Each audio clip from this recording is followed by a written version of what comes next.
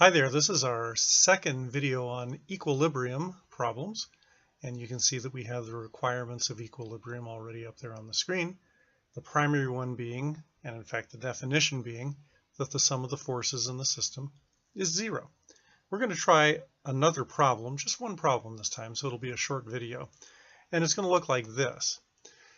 We have a mass on a string on a ramp. It's a frictionless ramp, because if it had a lot of friction, that would certainly change the problem.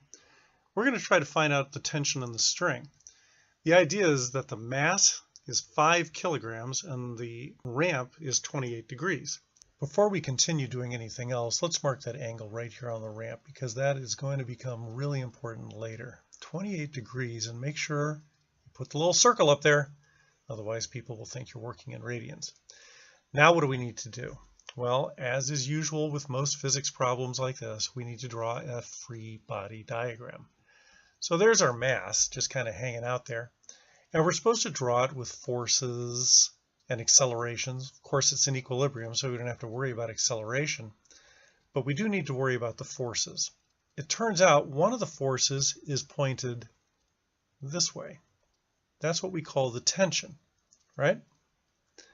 Problem is, that's not in the standard X or Y direction. We're used to setting up our axes to look about like this. Y is up and X is to the right. But that's not going to be a very efficient way of doing this problem. So instead, what we're going to do is we're going to rotate the axes so that they match up with the ramp. And so I'll rotate so that the Y-axis points perpendicular to the ramp and the X-axis points parallel to the ramp. So I'll mark that X and I'll mark that Y. You'll see why that's so important in just a couple of minutes here. Are there other forces? Well, there have to be. If there's only one force, then it's not in equilibrium. It's accelerating up the ramp. But this one clearly is in equilibrium. Of course, you know that it has weight. I mean, I did tell you that it was a mass of 5 kilograms. So you know it's going to have a weight vector right here. Now, how much is the weight? Well, we calculate weight by taking mass times the acceleration of gravity. If you multiply 5 times 9.8, you get that. That is a nice, even 49 newtons. Okay, technically that's odd, but it's 49 newtons. Problem is, if those are the only two forces, then it's going to be accelerating kind of in that direction, because if you add the two forces together, let's say we brought the tension down here and drew it up here, we get a resultant vector pointed this way. There has to be another force. And then you realize, coming back to the original picture, that the ramp has to be pushing up against the box. Okay? And so the ramp would be pushing in a direction that's perpendicular to itself. So basically that way. And what do we call a force that's perpendicular to the surface of the ramp? It's a response force, reaction force, and we call that the normal force. Now, those three forces can be in equilibrium. They can balance each other out. Imagine 3 people pulling on ropes in those 3 different directions. You can imagine that they could be pulling with precisely the forces that would cause nothing to move. That's what happens here. And now you can also see why I rotated the axes. Both the normal force and the tension are aligned with one of the axes. The problem is the weight vector is not. But just as with any other forces, we can break a vector that's not aligned with the axes into components that are, and that is exactly what we shall do. Remember, they have to be parallel to these axes. So if I start here, I'm going to start with a component that's parallel to the y-axis. So it's going to go about like that. Okay? And the reason I'm drawing at this particular length is because added to that, and that means arrowhead to endpoint, I have to go with one that's parallel to the x-axis. So it's going to go like that.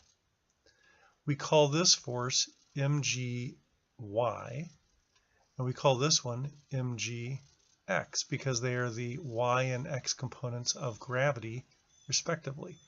There's a right angle in there, because there's always a right angle between the x direction and the y direction when we're doing physics, which means the gravity vector, which we're used to being in the y direction, is actually the hypotenuse of the right triangle in this situation. Now the question becomes, how do we analyze this right triangle? Because the only information we have on it right now is the length of the hypotenuse.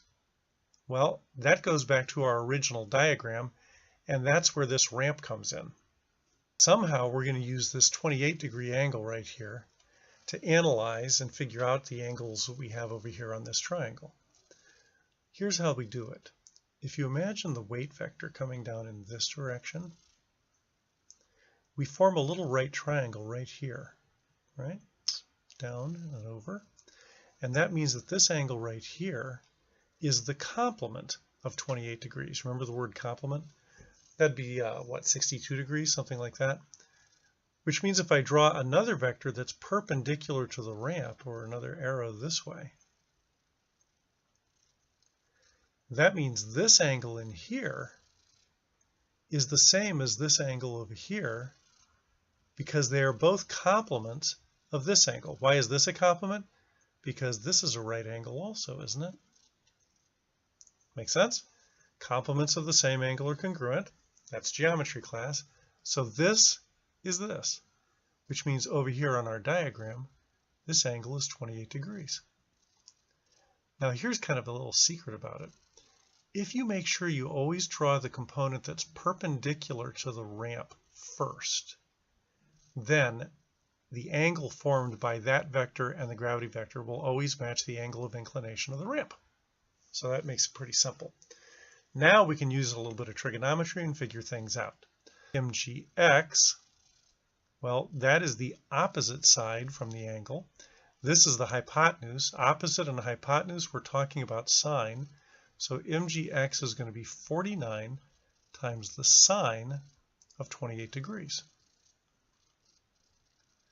Likewise, MGY is going to be 49 times the cosine of 28 degrees. If you're not sure about those, just think of, remember SOHCAHTOA? Sine is opposite over hypotenuse. So the sine of 28 degrees is MGX over 49. Multiply both sides by 49. That's what you get. So go ahead, pause the video and calculate those. We'll see what you get. Here's what I got. For MGX, I got 23.0 newtons. And for MGY, I got 43.3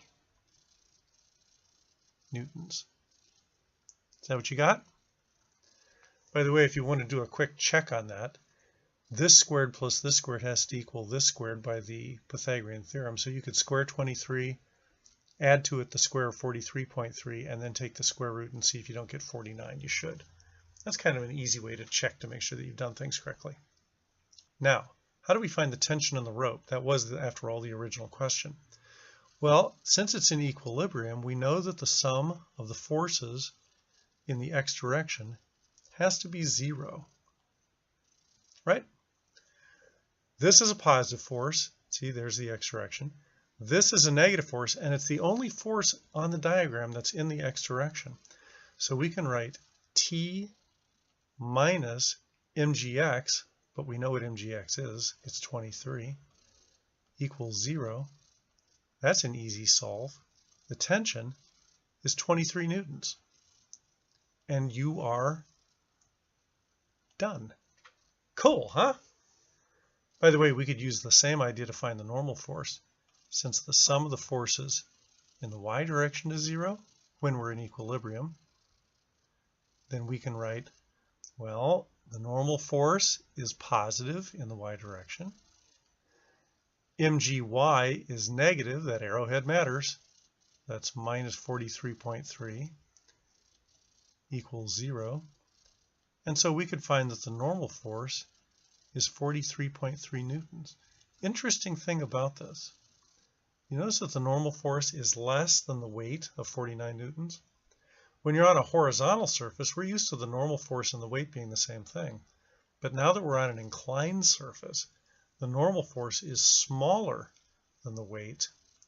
And that's what we expect. In fact, as this gets more and more vertical, instead of 28 degrees, it goes up to 45 degrees, 60 degrees, 70 degrees, 80 degrees.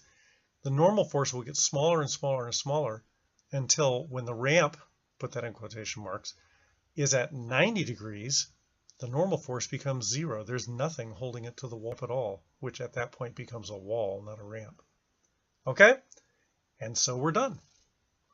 We'll have more problems involving these kinds of things in the future. Stay tuned.